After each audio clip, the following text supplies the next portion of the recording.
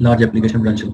अच्छा, carbon nano tubes basically क्या होती हैं कि जैसे आपको पता है कि ग्रेफाइट जो है वो कार्बन की एक एलोट्रॉपिक फॉर्म है जो बहुत देर पहले डिस्कवर हो चुकी थी ऑलरेडी, ठीक है। इसी तरह से डायमंड भी एक एलोट्रॉपिक है। डायमंड और ग्रेफाइट के अंदर, दोनों के अंदर डिफरेंस आपको अच्छी तरह से पता है कि जो डायमंड है उसके अंदर कार्बन एटम्स के की जो है ना उसमें जो हाइब्रिडाइजेशन है वो sp3 होती है डायमंड के अंदर। और हर कार्बन एटम जो है it is bond to the next 4 carbon atom through covalent bonds. ये भी आपको पता होगा कि कोवलेंट बॉन्ड्स और पाई बॉन्ड्स क्या होते हैं। हेड टू हेड ऑर्बिटल्स जब ओवरलैप करते हैं तो उससे कोवलेंट बॉन्ड्स बनते हैं, सॉरी सिग्मा बॉन्ड्स बनते हैं। और जब वो पैरेलल ओवरलैप होते हैं तो फिर इससे पाई बॉन्ड बनता है। होते तो ये दोनों कोवलेंट हैं। कोवलेंट बॉन्ड वो बॉन्ड होता है जिसमें दो एटम्स जो हैं वो म्यूचुअल शेयरिंग ऑफ इलेक्ट्रॉन्स करते हैं। तो डायमंड के अंदर जो है वो हर कार्बन 4 कोवलेंट बॉन्ड बनाता है नेबरिंग 4 कार्बन एटम्स के साथ, और उसकी जो ज्योमेट्रिकल स्ट्रक्चर होता है वो इस तरह से बन जाता है टेट्राहेड्रल। जो ग्रेफाइट है ये भी कार्बन के एलोट्रॉपिक अंदर हर कार्बन एटम जो है इट इज sp2 हाइब्रिड, और हर कार्बन नेक्स्ट 3 कार्बन एटम्स के साथ कोवलेंट बॉन्ड बनाता है, ठीक है। और उसमें उसकी ज्योमेट्री जो है वो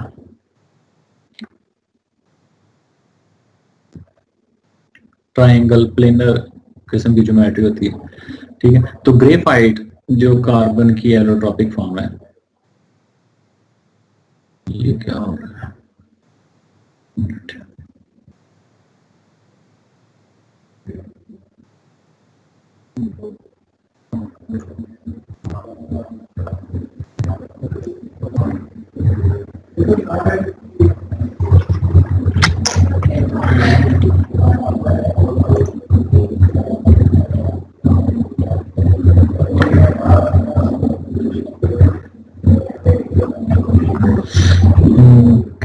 लिखने में थोड़ा मसला आ रहा है। अच्छा, ग्रेफाइट जो है वो उसके अंदर कह लें कि पैरेलल शीट्स होती हैं, they are stacked upon each other, और हर एक जो शीट है उसकी थिकनेस जो है वो सिंगल एटम के इक्विवेलेंट होती है, सिंगल कार्बन एटम के इक्विवेलेंट। ग्रेफाइट का जो स्ट्रक्चर है उसमें ऐसे कार्बन एटम्स जो हैं वो आपस में बॉन्डेड होते हैं। हर एक कार्बन एटम sp2 हाइब्रिडाइज होते हैं।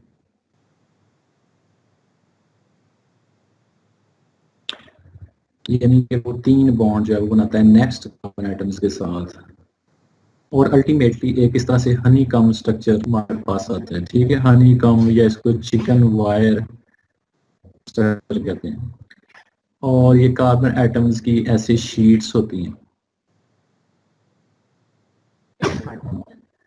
जब ये 3 डायमेंशनल मटेरियल में होता है ग्रेफाइट, एक पीस ऑफ ग्रेफाइट, इसको हम कहते हैं ग्रेफाइट, जिसमें millions and of graphene sheets they are stacked upon each other, और ये नेचुरली एग्जिस्ट करती है कार्बन की एलोट्रॉपिक फॉर्म। तो हर एक जो इसकी शीट है उसकी थिकनेस जो है वो मोनो एटॉमिक थिकनेस उसकी होती है।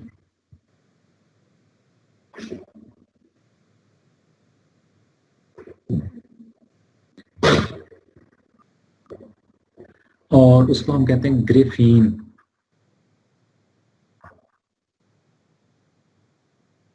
एक जो शीट होगी इंडिविजुअल शीट उसको हम ग्रेफीन कहते हैं, ठीक है।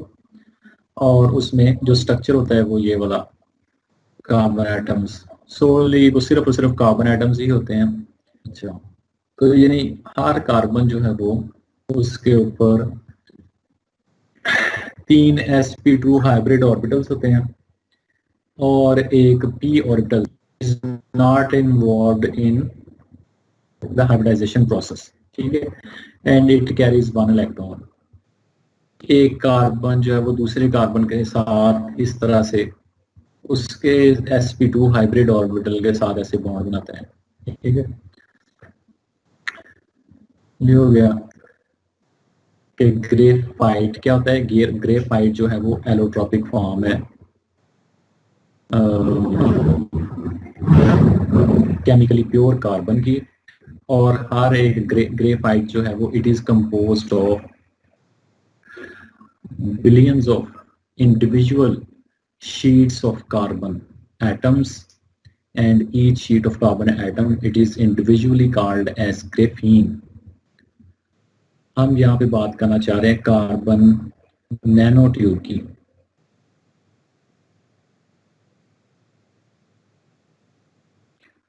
कार्बन नैनो ट्यूब बेसिकली क्या होती है, अगर हम इसी शीट को रोल करें, ठीक है, एक सिलेंड्रिकल शेप में,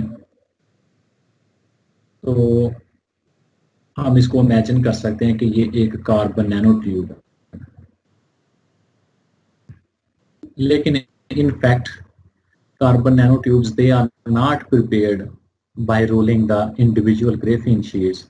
इनकी प्रिपरेशन के जो मेथड्स हैं वो और होते हैं, लेकिन इसमें भी जो स्ट्रक्चर होता है कार्बन एटम्स का वो यही स्ट्रक्चर होता है जो इंडिविजुअल ग्रेफीन शीट। तो आपको प्रिंसिपली आपको बाहर जो है वो ऐसे लगेगा कि जैसे इसी ग्रेफीन शीट को ही रोल करके हम उसको एक सिलेंड्रिकल शेप अगर हम उसको दे दें तो हम उसको कार्बन नैनो ट्यूब कहते हैं, लेकिन सिंथेसिस के मेथड्स डिफरेंट हैं। Carbon nano tubes they hold a very important position among the other nanomaterials like metal nanoparticles, metal oxide nanoparticles, magnetic nanoparticles, या जो और किस्म के पोरस मटेरियल्स हैं सारा कुछ, तो इनमें कार्बन नैनो ट्यूब्स की बहुत ज़्यादा इंपॉर्टेंस है, and they are thought to be as the superstar कह लें या rock star among the all nano particles, all nano materials. Superstar इसको बाज़ दफ़ा लिख रहे हैं या रॉक स्टार कहते हैं, यानी ये बहुत ही यूनिक नैनो मटेरियल्स हैं because of their unique properties. Unique कह लेंगे एक्स्ट्रा ऑर्डिनरी इनकी प्रॉपर्टीज होती हैं। एक्स्ट्रा ऑर्डिनरी प्रॉपर्टीज जो है वो इनकी इलेक्ट्रॉनिक प्रॉपर्टीज और इनकी मैकेनिकल प्रॉपर्टीज जो है वो खास तौर पे mechanical properties they are extraordinary. वो किस तरह से, इलेक्ट्रॉनिक प्रॉपर्टीज की हम बात करें तो इनकी इलेक्ट्रॉनिक प्रॉपर्टीज जो हैं they can be tuned from you know superconductor materials to totally insulator kind of materials, electrically insulator और सुपर कंडक्टर। आपको पता है कि ये दोनों ऑपोजिट्स पिक्चर्स हैं, ठीक है, मटेरियल्स की। Super conductors are those which have minimum और least resistance in flow of electricity through them, और इंसुलेटर्स जो हैं they totally do not allow the flow of electricity through them. तो इनकी प्रॉपर्टीज को हम ट्यून कर सकते हैं by changing the orientation of this sheet, या फिर हम मॉडिफिकेशन कर सकते हैं इसमें इन कार्बन नैनो ट्यूब्स की में, और इन इलेक्ट्रॉनिक प्रॉपर्टीज को हम ट्यून कर सकते हैं। और इसी तरह से जो मैकेनिकल प्रॉपर्टीज हैं they have strength, sometimes it is described as 100 times, they are described as 100 times more strong, 100 times stronger than steel, but at the same time they are hundreds of times lightweight in comparison to steel, ठीक है। यानी mechanical properties जो इसकी वो इसकी जो strength है, tensile strength, वो स्टील से भी ज़्यादा है। ठीक है, स्टील एक मेटल है, metals are usually they are famous for their mechanical properties. समझ बना लो। स्टील जो मेटल्स हैं उनके बारे में हम जानते हैं कि मेटल्स की जो मैकेनिकल प्रॉपर्टीज हैं जिसमें उनकी इलास्टिसिटी और टेंसाइल स्ट्रेंथ और ऐसी और प्रॉपर्टीज होती हैं, they are thought to be superior among the all kind of materials. But उनके साथ प्रॉब्लम ये होता है कि वो हैवी वेट होती हैं। ठीक है, और मेटल्स के अंदर सबसे ज़्यादा जो फेमस मेटल है वो एल्युमिनियम जो है, इसको काफ़ी करामत समझ आता है because of its light weight. Light weight होने की वजह से इसको ज़्यादातर उसमें यूज़ किया जाता है, जैसे एयरक्राफ्ट्स और दूसरी व्हीकल्स वगैरह की बॉडीज बनाने के लिए। लाइट वेट भी है और लेकिन मैकेनिकल स्ट्रेंथ भी इसकी अच्छी है। आयरन और स्टील जो है ये इसकी मैकेनिकल प्रॉपर्टीज तो अच्छी होती हैं लेकिन हैवी वेट होता है। ठीक है, तो ये इसका कहने के ड्रॉबैक है। दूसरी साइड पे जब हम कार्बन नैनो ट्यूब्स की बात करते हैं तो कार्बन नैनो ट्यूब्स जो हैं इनकी mechanical properties they are hundreds of time better than the metals and at the same time they are hundreds of time lighter than all the metals, almost most of the metals. तो इसलिए carbon nano tubes जो हैं इनका बहुत ज़्यादा scope है, scope of applications. They have a very vast scope of applications. इनको हम इलेक्ट्रॉनिक्स के अंदर, केमिस्ट्री के अंदर और इंजीनियरिंग के अंदर हर जगह इनकी एप्लीकेशंस हैं। ठीक है, आप समझें कि जो फ्यूचरिस्टिक किस्म का जो मटेरियल है, मॉडर्न जो मटेरियल है वो कार्बन नैनो ट्यूब्स है। ठीक है, there is so much hype about the carbon nanotubes. There is so much buzz about the carbon nanotubes on the internet and in the scientific research areas because of these unique properties. तो इसके बारे में जो है वो हम तो अब हमें ये पता चल गया कि कार्बन नैनो ट्यूब जो है वो बेसिकली कार्बन की ही एक एलोट्रॉपिक फॉर्म है। इससे पहले आपने एक एलोट्रॉपिक फॉर्म कार्बन की ग्रेफाइट और डायमंड के अलावा सुनी होगी बकी बॉल्स। ठीक है, बकी बॉल्स जो हैं वो भी कार्बन नैनो ट्यूब्स के ही होते हैं और उसमें भी इसी तरह से sp2 हाइब्रिडाइजेशन होती है और उसमें भी हेक्सागोन्स और पेंटागोन्स की शक्ल में कार्बन नैनो ट्यूब्स होती हैं और वो एक कह लें कि एक स्फेरिकल बॉल्स की शक्ल में वो होते हैं। उनको बकी बॉल्स कहते हैं, आपने यकीनन पहले सुना होगा। बकी बॉल्स कहते हैं या इनको कहते हैं बक मिंस्टर फुलरीन्स। बक मिंस्टर फुलरीन्स कार्बन की एलोट्रॉपिक फॉर्म है, जो जब हम ये नोट्स वगैरह पढ़ेंगे तो या आप कहीं से पढ़ेंगे तो इनके ओरिजिन के बारे में या इनकी डिस्कवरी के डेट्स वगैरह मुझे एग्जैक्टली अभी याद नहीं है।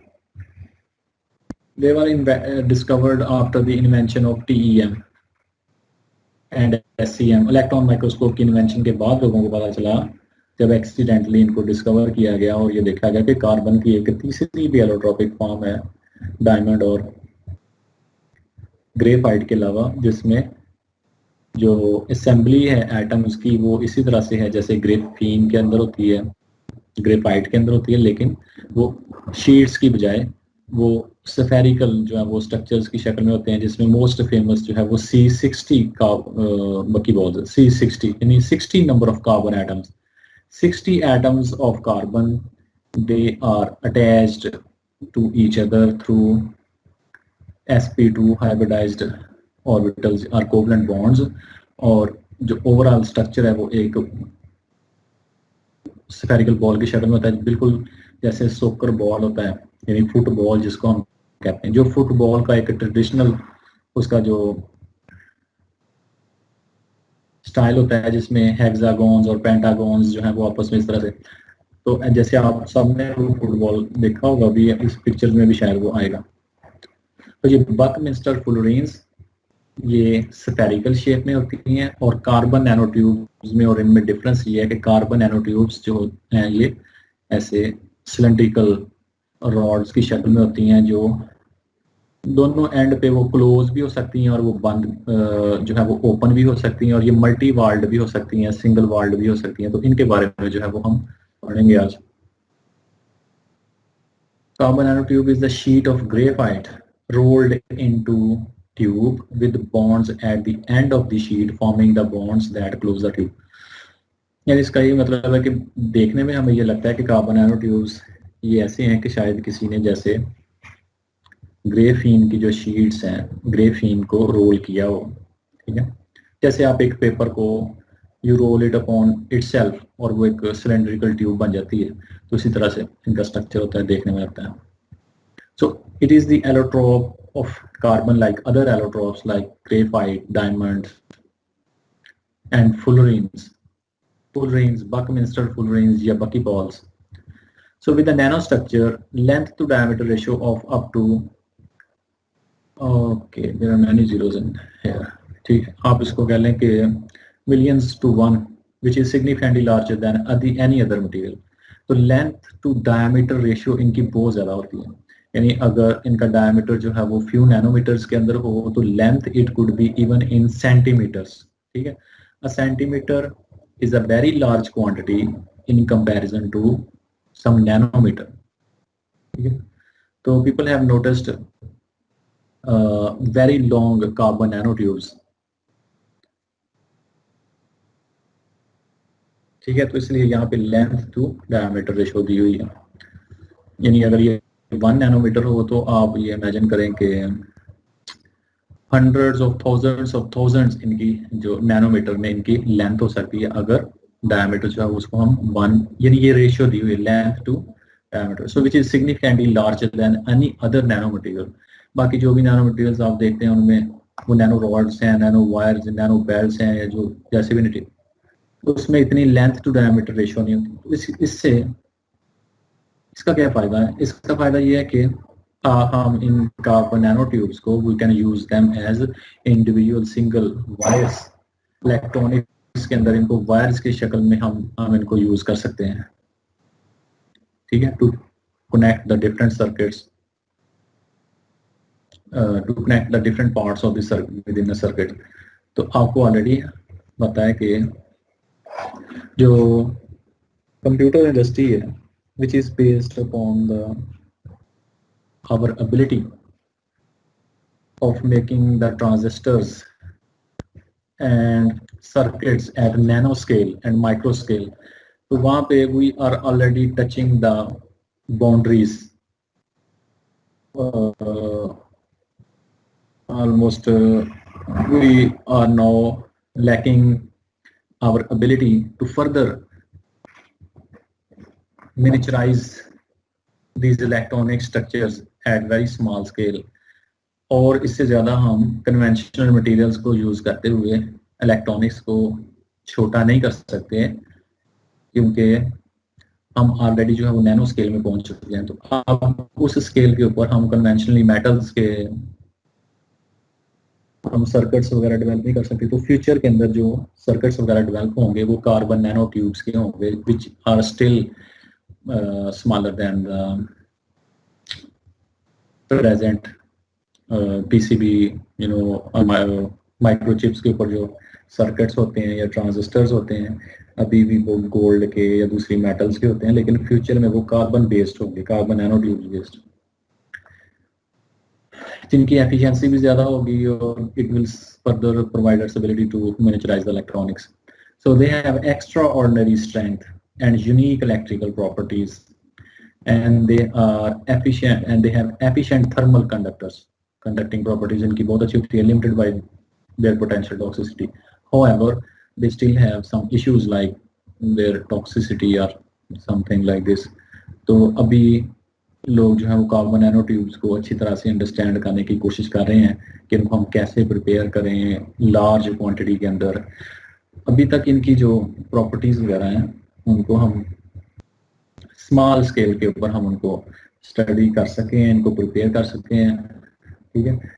अगर हम समझते हैं कि नैनो ट्यूब्स जो हैं, carbon nano tubes, they are like very futuristic material, तो फिर हमारे पास ऐसे मेथड्स होने चाहिए जिनसे हम इनको लार्ज क्वांटिटी के अंदर इनको हम प्रिपेयर कर सकें। लेकिन अभी तक हमें इस किस्म के कोई मटेरियल, अभी तक हमें ऐसे मेथड्स नहीं मिले.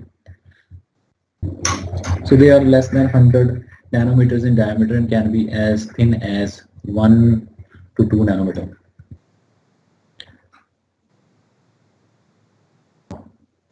Carbon nanotubes are fullerene related structures which consist of graphene cylinders closed at either end with caps containing the pentagonal ring. इससे मुराद है कि वैसे तो ये हेक्सागोनल स्ट्रक्चर इनका होता है, लेकिन एंड के ऊपर जहाँ पे ये क्लोज होती है वहाँ पे इट रिक्वायर्स पेंटागोन्स. वहाँ पे इनका जो स्ट्रक्चर है वो पेंटागोन है, क्योंकि ट्यूब का जो एंड है उसको क्लोज करना होता है, तो वहाँ पे हेक्सागोन्स और पेंटागोन्स जैसे हम ऑलरेडी फुलरीन्स के अंदर देख चुके हैं.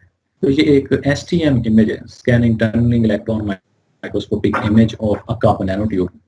ठीक है, जिसमें ये डॉट्स जो है वो इंडिविजुअल कार्बन एटम्स को इंडिकेट कर रहे हैं, और इसके अंदर हम देख रहे हैं कि ये कार्बन एटम्स जो हैं इनकी एक खास स्पाइरल सी अरेंजमेंट बन रही है. ठीक है, तो इसी स्पाइरल अरेंजमेंट की बेस के ऊपर हम कार्बन नैनो ट्यूब्स को आगे जाके हम उनको क्लासीफाई करेंगे.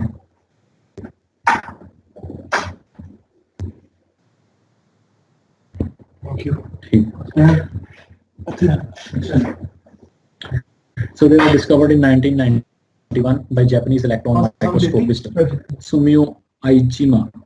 ये इसका नाम है, जापानीज माइक्रोस्कोपिस्ट था जिसने 1991 के अंदर इनको सबसे पहले डिस्कवर किया. ठीक है, इससे पहले लोग जो है वो बकीबाल्स के बारे में जानते थे, यानी जो स्फेरिकल स्ट्रक्चर है कार्बन के माइक्रोस्कोपिक स्ट्रक्चर्स, लेकिन कार्बन नैनो ट्यूब्स के बारे में इससे पहले लोग नहीं जानते थे कि कार्बन को हम इस तरह से भी ग्रो कर सकते हैं, या दे पता नहीं ये नेचुरली एग्जिस्ट करते हैं या सिर्फ ये सिंथेटिक स्ट्रक्चर्स हैं. So these are the large macromolecules that are unique for their size, shape and are remarkable. These are the large macromolecules. ये मैक्रोमॉलिक्यूल्स ही हैं किस्म के. ठीक है, जैसे डायमंड एक मैक्रोमॉलिक्यूल है कि पूरे का पूरा जो chunk of crystal it is like a single molecule. ठीक है, हर एक एटम जो एक दूसरे के साथ कोवलेंट बॉन्ड्स के साथ अटैच होता है. तो इसी तरह से ये फुल रेंज जो है they are also like a single molecule and these are the large macromolecules. ऐसे जो लार्जर मॉलिक्यूल्स होते हैं उनको हम मैक्रोमॉलिक्यूल्स कहते हैं. हम इनको मैक्रोमॉलिक्यूल्स भी कंसीडर कर सकते हैं that are unique in their size, shape and remarkable physical properties.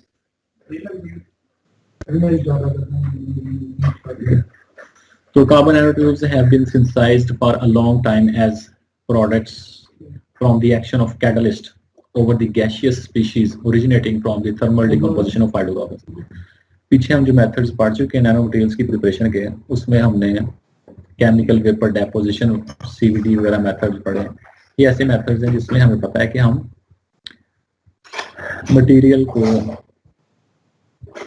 वो वेपर्स की शक्ल में हम उसको एक चैम्बर में इंट्रोड्यूस करते हैं जहाँ पे हाई टेम्परेचर के ऊपर वो ब्रेक डाउन होता है, उसमें कार्बन वगैरह रिलीज होती है अगर कार्बन बेस्ड मटेरियल्स हो, और फिर वो कार्बन जो है वो किसी सरफेस के ऊपर हम डिपॉजिट कर सकते हैं. लेकिन उस इन्हीं मेथड्स के जरिए जो है वो कार्बन को हम नैनो ट्यूब्स की शक्ल में हम ग्रो भी कर सकते हैं. ठीक है, तो वहाँ पे हमने पढ़ा था कि कार्बन नैनो ट्यूब्स को हम ग्रो कर सकते हैं बाय CVD मेथड, और उसमें हम कैटलिस्ट वगैरह यूज करते हैं. तो कार्बन नैनो ट्यूब्स को अभी तक जैसे मैंने कहा कि कोई ऐसा मेथड डेवलप नहीं हुआ जिसमें हम लार्ज स्केल के ऊपर कार्बन नैनो ट्यूब्स प्रोड्यूस कर सकें. तो यही एक सबसे बड़ी रिस्ट्रिक्शन है इनकी प्रॉपर्टीज में. The worldwide enthusiasm came unexpectedly in 1991 after the catalyst free formation of these. After the catalyst free formation, nearly perfect concentric multi-wall carbon nanotubes was recorded by. तो मुख्तलिफ लोगों ने जब ये डिस्कवर हुई फिर उसके बाद लोगों ने इसके ऊपर काम करना शुरू किया, और मुख्तलिफ रिसर्च पेपर्स आप देख सकते हैं. अगर आप इसकी विकीपीडिया के ऊपर भी आप हिस्ट्री देख सकते हैं. विकीपीडिया के ऊपर कोई भी आप टॉपिक देखते हैं, for example carbon nano tubes का या गोल्ड नैनो पार्टिकल्स का, तो वो एक सिस्टमैटिक वे में पहले उसकी हिस्ट्री के कब वो डिस्कवर हुए, किस तरह से इनमें उस टॉपिक के अंदर क्या डेवलपमेंट्स होती हैं, वो आप वहाँ पे देख सकते हैं. Economical aspects are leading the game to a greater and greater extent. According to experts, the world market is predicted to be more than $430 million in 2004 and estimated to grow several $1 billion before the 2000. ये थोड़ा मेरे ख्याल पुराना है slides, लेकिन ये just 10 और 20 years late अगर आप अगो देखें तो उस वक्त भी बहुत ज़्यादा इसके बारे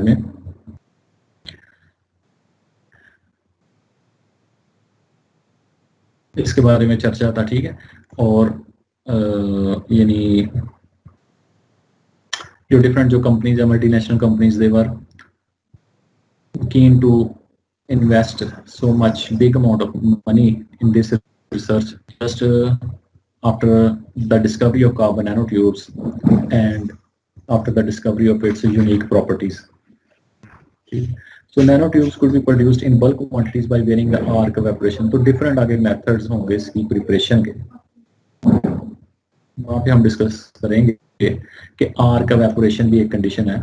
इससे पहले हम आर्क डिस्चार्ज मेथड हम पहले पढ़ चुके हैं, आर्क या डिस्चार्ज मेथड, जिसमें हम कहते हैं कि जिस मटेरियल के नैनो मटेरियल आपने बनाने, उस मटेरियल को आप एक इलेक्ट्रोड की शक्ल में यूज करते हैं और हाई इलेक्ट्रिक पोटेंशियल उन इलेक्ट्रोड्स के दरमियान क्रिएट करते हैं, और जिससे इलेक्ट्रिक आर्क प्रोड्यूस होती है या डिस्चार्ज प्रोड्यूस होता है। वो मटेरियल एवेपोरेट होता है और फिर उसके बाद एवेपोरेट होने के बाद आप उसको डिपॉजिट कर सकते हैं ऑन टू सम सरफेस।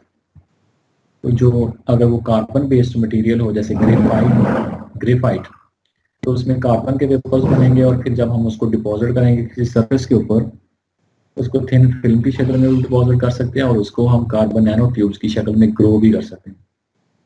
तो ये मॉडल्स, ये पिक्चर्स यहाँ पे हैं, वो ये कार्बन नैनो ट्यूब्स के मॉडल हैं कि इनफैक्ट वो इस तरह से नजर आती हैं। So nano tubes have very broad range of electronic thermal structure properties that change depending on the different kinds of the nanotubes defined by its diameter, length and chirality and twist. ये मुख्तलिफ इसके parameters हैं जिनकी base के ऊपर हम carbon nanotubes को describe करते हैं, उनकी प्रॉपर्टीज को डिस्क्राइब करते हैं, और इन्हीं की बेस के ऊपर कार्बन नैनोट्यूब्स की जो प्रॉपर्टीज हैं वो वेरी करती हैं, उनकी electronic properties, mechanical properties. So besides having a single cylindrical wall, nanotubes can have multiple walls, cylinders inside the other cylinders.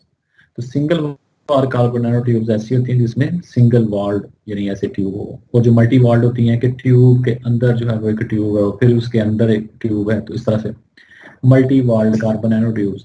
तो बहुत जगह पे आपको SNT single walled carbon, SWNT single walled carbon nanotubes नजर आता है वर्ड, ठीक है, एक्रोनिम, और बाद दफा MWNT multi walled carbon nanotubes, और अगर अकेला CNT लिखा हो तो इसका मतलब है कार्बन नैनोट्यूब्स।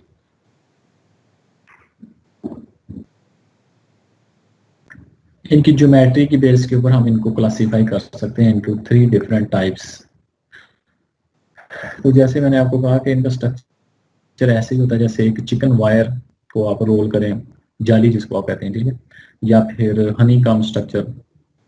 तो उसमें 2 बेसिकली डिफरेंट अरेंजमेंट्स हो सकती हैं। अगर हम कहें कि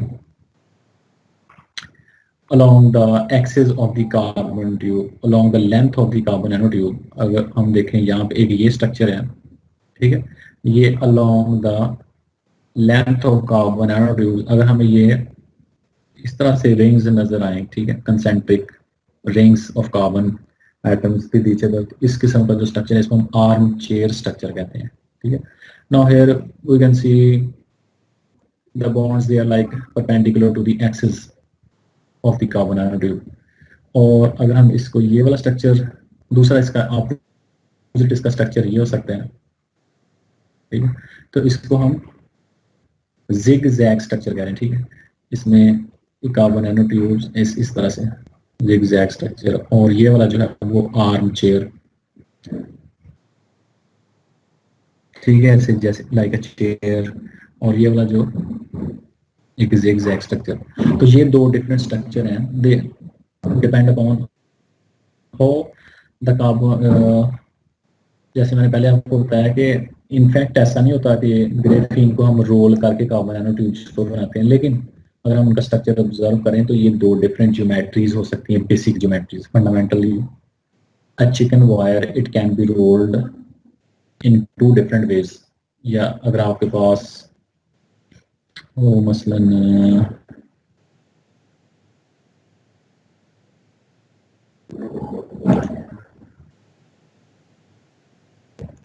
एक मिनट है,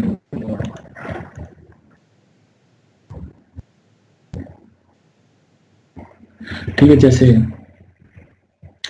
ये एक मैं आमतौर पर पेज यूज करता होता हूँ स्टूडेंट्स को बताने के लिए, इसको मैं प्रिंट करके लेके जाता हूँ साथ। तो ये समझ लें कि ग्रेफीन शीट है, ठीक है। तो इसको आप दो तरह से रोल कर सकते हैं,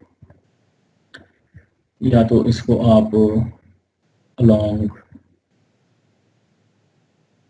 आप इसको ऐसे रोल कर सकते हैं अलोंग द लेंथ, ऐसे around the length of the paper, ठीक है।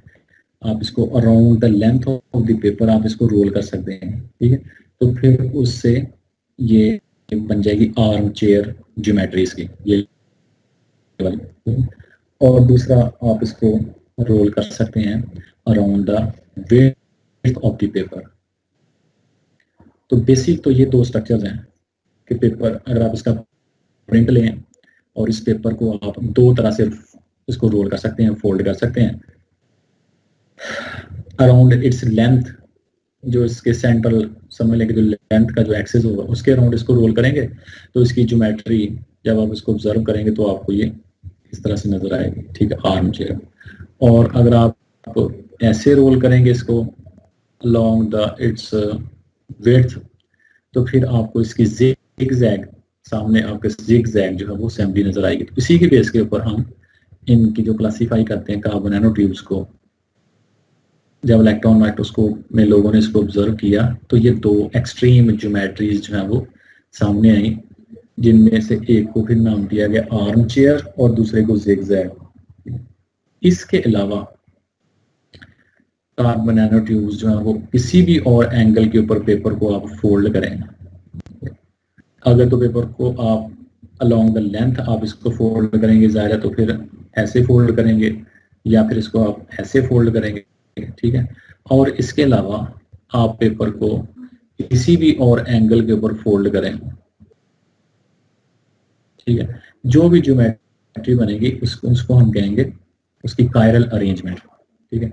It will be in between these two extreme geometries.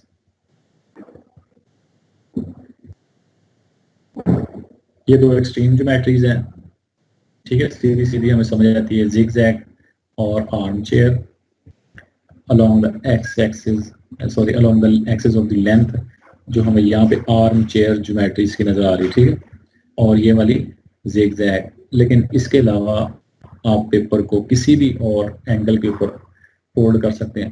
There could be infinite number of angles, तो कोई भी और एंगल होगा इन दो के अलावा तो फिर हम इसको कायरल कहेंगे, कायरल ज्योमेट्री। क्योंकि फिर कायरल उसको हम कहेंगे, कायरल हम उस चीज को कहते हैं जिसके दो सुपर इम्पोजेबल मिरर इमेजेस बने। जैसे आपके हैंड्स हैं, दोनों hands left and right, they are like non superimposable mirror images of each other.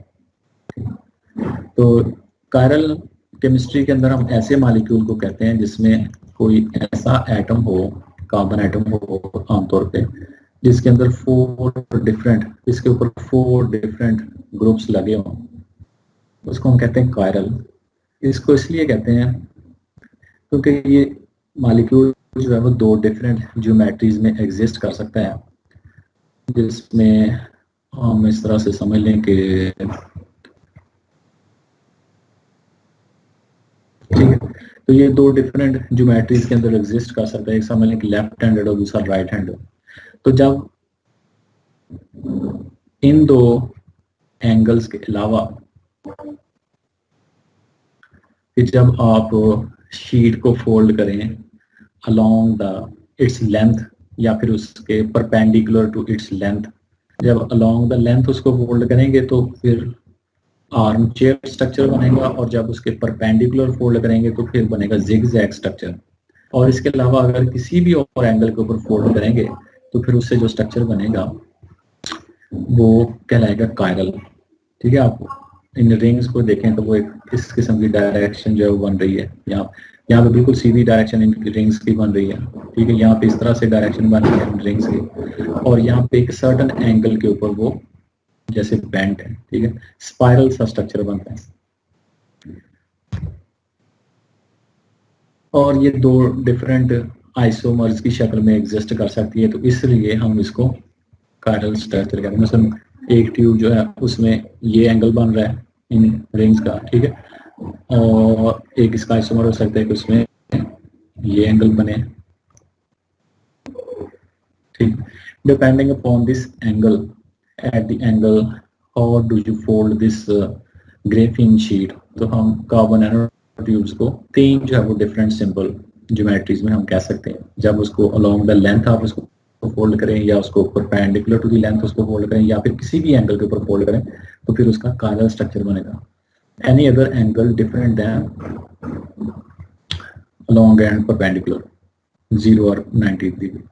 So there are the three unique geometries of carbon nanotubes. The three different geometries are also referred to as flavors. The three flavors are armchair, zigzag, and chiral. ठीक है, तो ये यहाँ पे जो numbers हैं N0 and NN और NM, ये डिफरेंट कह लें कि पैरामीटर्स हैं जिनकी बेस के ऊपर हम इनको डिस्क्राइब कर सकते हैं। मैथमेटिकली भी हम इनको डिस्क्राइब कर सकते हैं। मतलब जिगजैग अगर है ज्योमेट्री, तो उसको अगर कार्बन नैनोट्यूब लिखा हो CNT N0, ठीक है, तो इसका मतलब है कि वो जिगजैग होंगे। और अगर उसके साथ NN लिखा हुआ है NN ब्रैकेट के अंदर, तो फिर वो आर्म चेयर होगी। और अगर कोई और नंबर लिखा हो, दो डिफरेंट नंबर लिखे हो N और M, जिनकी वैल्यूज होती हैं इनकी, मतलब 2 1 इस तरह से, फर्ज करें अगर 2 0 लिखा है या 2 2 लिखा है, तो फिर आर्म चेयर और ये वाला जिगजैग। और इसके अलावा अगर दो डिफरेंट नंबर हो N और M के लिए, तो ये कुछ वेक्टर क्वांटिटीज हैं, इनका हम जिक्र फिर बाद में करेंगे। ये किस तरह से हम डिस्क्राइब किस तरह से करते हैं कार्बन नैनोट्यूब्स को। ये कहानी यहाँ पे लिखी हुई है, लेकिन ये मैं फिर बाद में आप कल हम इसके बारे में बात करेंगे। तो ये कुछ आगे जो इनके ज्योमेट्रिकल ये 3D मॉडल्स हैं एनाग्लिफ टाइप। अगर आप इनको ऑब्जर्व कर सकते हैं कि 3 डायमेंशन में ये किस तरह से नजर आती है, तो उसके लिए आपको एनाग्लिफ जो ग्लासेस चाहिए होंगे। एनाग्लिफ ग्लासेस होते हैं कि कभी आपने शायद देखे हो ऐसे ग्लासेस जिनकी एक साइड जो है वो रेड होती है और एक ब्लू होती है। तो 3D जो ऑब्जेक्ट्स होते हैं उनको देखने के लिए ग्लासेस यूज होते हैं।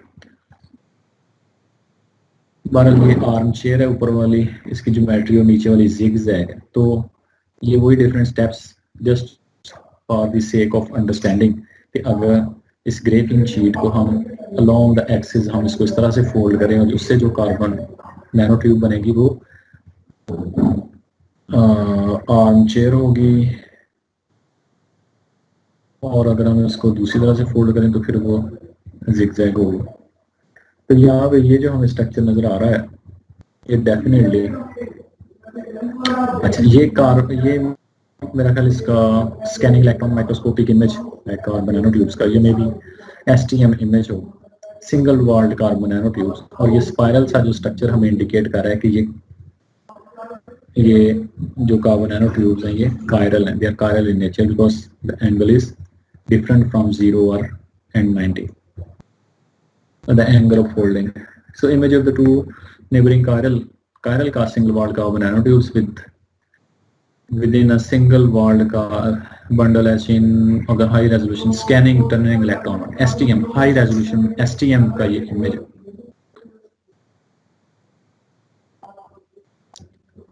Single walled carbon nanotube drop, तो कार्बन नैनोट्यूब जो वो इंडिविजुअल भी हो सकती हैं, और वो there is possibility that when they are produced by certain method, you can also obtain them in the form of bundles.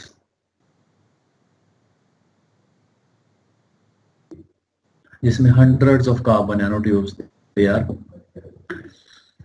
like aligned parallel to each other, और एक बंडल की शक्ल में, एक रोप की शक्ल में वो एग्जिस्ट। तो ये इसी किस्म का एक इमेज है। SI गैस के लिए TEM इमेजेस हैं। ठीक है, ये इसका क्रॉस सेक्शन है जिसमें हम देख सकते हैं कि मुख्तलिफ कार्बन नैनो ट्यूब्स हैं, और ये इसका लेटरल व्यू। ये भी एक हाई रेजोल्यूशन TEM इमेज है, और ये इसका मॉडल है। ये multi walled carbon nano tubes का है कि हर एक इंडिविजुअल यहाँ पे लाइन जो है वो एक कार्बन नैनो ट्यूब को इंडिकेट करेगी, और वाल है जिसमें आप काउंट कर सकते हैं कि कितनी नंबर ऑफ कार्बन है, और वो इस तरह से एक दूसरे के अंदर पैक्ड होती हैं।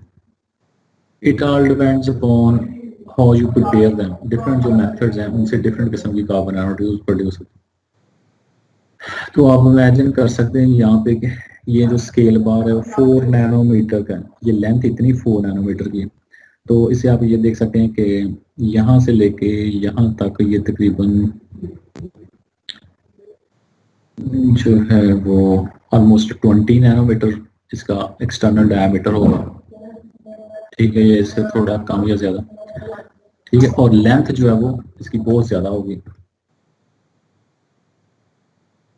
So multi-walled carbon nanotubes consist of multiple rolled layers, concentric tubes of graphite.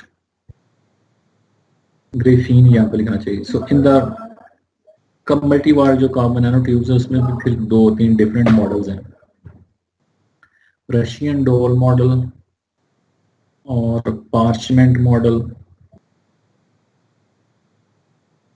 अगर आपके पास एक पीस ऑफ पेपर हो तो आप उसको वहां पर रोल करें, जैसे आप किसी चार्ट वगैरह को रोल करते हैं, ठीक है, तो उससे जो मॉडल बनेगा वो मल्टी वॉल्ड कार्बन नैनोट्यूब्स का, उसको हम कहेंगे पार्चमेंट मॉडल। यानी a single sheet of graphene is rolled in around itself several times, ठीक है, resembling a scroll of parchment on a rolled newspaper. जैसे न्यूज़पेपर को या आपके पास जो नोट्स वगैरह होते हैं, बाज़ दफ़ा आप उसको रोल करके हाथ में पकड़ लेते हैं, ठीक है, तो वो कहलाता है मॉडल पार्चमेंट मॉडल। तो multi walled carbon nano tubes जो है वो इस तरह से भी हो सकती हैं, ऐसे ये वाला जो मॉडल, ठीक है। और ये रशियन डोल मॉडल से मुराद है कि एक कार्बन नैनो ट्यूब है, उसके अंदर जो है वो दूसरी कार्बन नैनो ट्यूब है, उसके अंदर जो है वो तीसरी कार्बन नैनो ट्यूब है, उसके अंदर जो है वो चौथी कार्बन नैनो ट्यूब है। तो ये वाला जो मॉडल है ये रशियन डोल मॉडल कहता है। एक रशियन, ये उनका एक कल्चरल एक आइटम होती है रशिया में, शायद वो ऐसी डोल्स होती हैं वुड्स की, एक बड़ी डोल होती है, उसको खोलें तो उसी तरह की उसमें छोटी, उसको खोलें तो उसके अंदर एक छोटी, तो ऐसे 8-10 जो है वो डोल्स उसमें से निकलती हैं। तो ऐसे आप ऐसे समझ लें कि एक बॉक्स के अंदर बॉक्स है और उसके अंदर एक बॉक्स है और फिर उसके अंदर एक बॉक्स है। तो ये वाला जो मॉडल होगा इसको रशियन डोल मॉडल कहते हैं। यानी इसमें क्या है, शीट्स ऑफ द ग्रेफाइट लफ्ज यहाँ पे ठीक नहीं है, ग्रेफीन है, are arranged in concentric layers. एक ट्यूब है उसके अंदर दूसरी ट्यूब, उसके ऊपर तीसरी ट्यूब ऐसे। और जो शीट्स डिस्टेंस है वो एंगस्ट्रम के अंदर होता है, 3.3 एंगस्ट्रम। यानी जो इंटर शीट डिस्टेंस है, यहाँ पे अगर हम इसको जूम करें और ये आपस में दो शीट्स का आपस में जो डिस्टेंस है वो नैनोमीटर स्केल से भी कम है, यानी एंगस्ट्रम स्केल के अंदर। So longitudinal view of concentric multi-walled tube prepared by the electric arc। यहाँ पे जो शो किया हुआ TEM इमेज, ये लॉन्गिट्यूडनल व्यू है उसका, यानी क्रॉस सेक्शन व्यू नहीं है। यहाँ पे ये जो मैंने यहाँ पे बनाया था ये क्रॉस सेक्शन व्यू है उसका। एक कंसेंट्रिक मल्टी-वॉल्ड कार्बन नैनोट्यूब, यहाँ पे ये image prepared by electric arc method, यहाँ पे मेथड भी लिखा हुआ है, ये जिस रिसर्च पेपर से लिया होगी पिक्चर को उसका यहाँ पे मेंशन किया हुआ है। फिर और भी इनमें स्ट्रक्चरल फीचर्स हो सकते हैं कार्बन नैनोट्यूब्स के ऊपर जो है उस तरह से बर्ड्स भी हो सकते हैं। तो ये एक किस्म का ये एक फुलोरीन मॉलिक्यूल है, no it is attached to a carbon nanotube. तो कार्बन नैनोट्यूब प्लस फुलोरीन्स ऐसे स्ट्रक्चर्स भी हो सकते हैं कि कार्बन नैनोट्यूब्स हैं और उनके ऊपर जो है उस तरह से बर्ड्स जो हैं वो लगे हुए हैं। You they are decorated with fullerene molecule round spheres. Useful properties of both fullerenes and carbon nano, तो इनमें दोनों की प्रॉपर्टीज जो है वो कंबाइन कर जाती हैं, फुलरेन्स की और कार्बन नैनो ट्यूब्स की। In particular, they have been found to be exceptionally good field emitters. जब हमने SEM पढ़ी थी, TEM SEM, वहाँ पे हमने कहा कि जो इलेक्ट्रॉन एमिटर्स होते हैं वो दो किस्म के होते हैं, थर्मोआयनिक एमिटर्स और फील्ड एमिटर्स।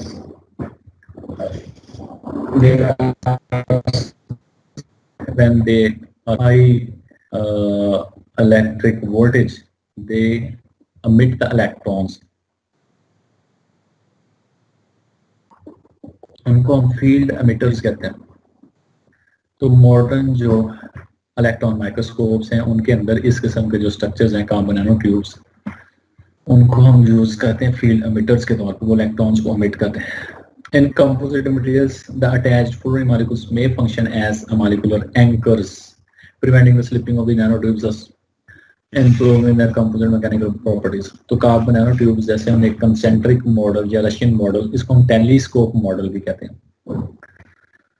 आपने कुछ मूवीज के अंदर देखा होगा ऐसी टेलीस्कोप होती है जिसको वो खोल के बिल्कुल ऐसे लंबा सा कर लेते हैं, ठीक है, दूर तक देते हैं, फिर उसको पैक कर लेते हैं, यानी वो उसमें भी यानी एक बैरल है, उसके अंदर एक छोटी बैरल है, फिर उसके अंदर एक छोटी बैरल, वो इस तरह से लंबी हो जाती है, या जो रेडियो वगैरह का जैसे एंटीना होता है। तो कार्बन नैनो ट्यूब्स जो है ये एक दूसरे के ऊपर इस तरह से स्लाइड करती हैं with almost no friction between them. तो इस प्रॉपर्टी को यूज करते हुए हम उनको लुब्रिकेंट्स के तौर पे भी यूज कर सकते हैं, और अगर हम इस प्रॉपर्टी को खत्म करना चाहते हैं, इस स्लिपरीनेस को, तो फिर हम ये पार्ट्स अगर उसके ऊपर हों, फुलरीन्स मॉलिक्यूल साथ में अटैच हों, तो fullerene molecules they serve as molecular anchors and they prevent the slipping of the nanotubes upon each other। फिर कुछ एग्जांपल्स हैं लोगों ने जो काम देखी है कि लॉन्गेस्ट कार्बन नैनोट्यूब्स जिन लेंथ जो है वो 18.5 सेंटीमीटर के अंदर और डायमीटर जो जस्ट फ्यू नैनोमीटर के अंदर लोगों ने किया, ठीक है। So these nanotubes are grown on the silicon substrate using an improved electrical CVD method and represent the electrically uniform ray of the single walled carbon nanotubes। Thinnest carbon nanotubes which were observed having a diameter of just 3 angstrom। Thinnest freestanding single wall carbon nanotubes about 4.3 angstrom उनका diameter, ठीक है। तो ये वो numbers हैं 5, 1, 4, 2, ये indicate करते हैं कि कार्बन नैनो ट्यूब्स जो जिनकी यहाँ पे बात हो रही है वो कायरल थी in nature, chiral in nature. अगर यहाँ पे नंबर होता है जैसे 5, 0 तो वो जिगजैग होती हैं, और यहाँ पे अगर नंबर होता 5, 5 उसका मतलब वो आर्म चेयर होती हैं। लेकिन ये जो डिफरेंट नंबर्स हैं एन और एम की वैल्यूज जो कि वेक्टर क्वांटिटीज हैं, बाद में हम डिस्कस करेंगे, ये डिफरेंट हो तो फिर ये इंडिकेट करती है कायरल कार्बन नैनो ट्यूब्स होंगे। फिर उसके बाद इनके सिंथेसिस के जो मेथड्स हैं उनमें सिंथेसिस विद, बस मेरा ख्याल इतना ही काफ़ी आज, ठीक है। बाकी कल हम पढ़ेंगे ये सिंथेसिस के मेथड्स हैं, फिर कुछ प्रॉपर्टीज और एप्लीकेशंस, ठीक है।